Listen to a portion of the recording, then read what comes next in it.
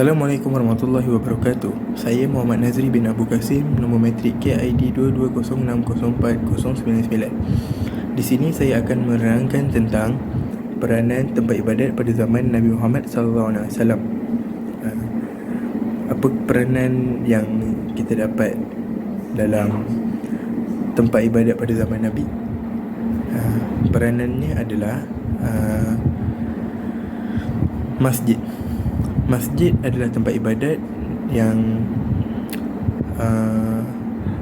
seluruh umat Islam beribadat di situ. Itulah tempatnya. Dan peranan masjid juga tidak semestinya melakukan ibadat, tetapi pada zaman Nabi mereka melakukan kegiatan politik dan mereka melakukan kegiatan seperti mengumpulkan tentera-tentera mereka yang apabila ingin berhadapan dengan peperangan untuk menewaskan musuh ataupun berhadapan dengan musuh. Itulah tempat mereka berkumpul, di masjid. Dan hal ini dikatakan demikian kerana masjid juga tidak semestinya untuk tempat beribadat, tetapi banyak lagi boleh dibuat yang seperti saya terangkan tadi. Kita boleh berpolitik. Selain berpolitik, boleh melakukan pengumpulan tentera-tentera untuk berjuang. Dan untuk tambahan pula, tidak semestinya bersosial politik. Ada juga di kawasan masjid itu dikelilingi fakir miskin, ya. Dan itu saja daripada saya. Assalamualaikum. Selain itu ialah aktiviti sosial. Pada zaman Rasulullah SAW, aktiviti sosial ini memainkan peranan yang penting dalam kehidupan masyarakat Muslim sebagai pusat kegiatan sosial yang pelbagai.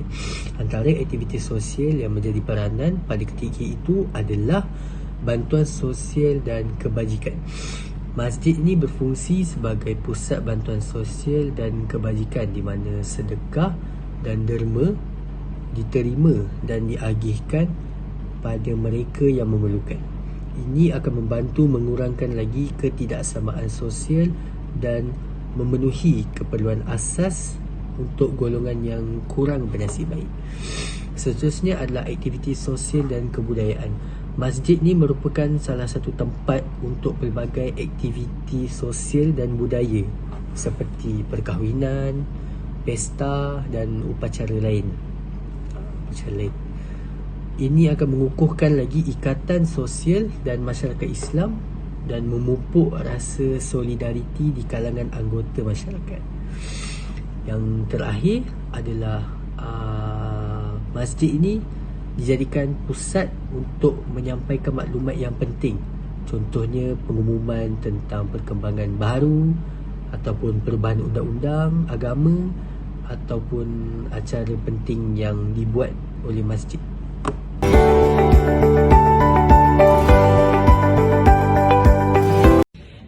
Apa itu perkasa ekonomi?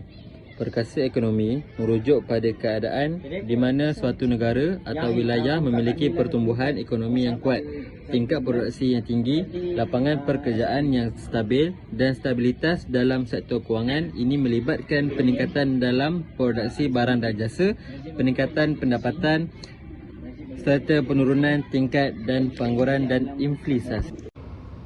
Assalamualaikum warahmatullahi wabarakatuh. Saya Muhammad Aidin Akhiruddin bin Muhammad Izal, KID 22060404.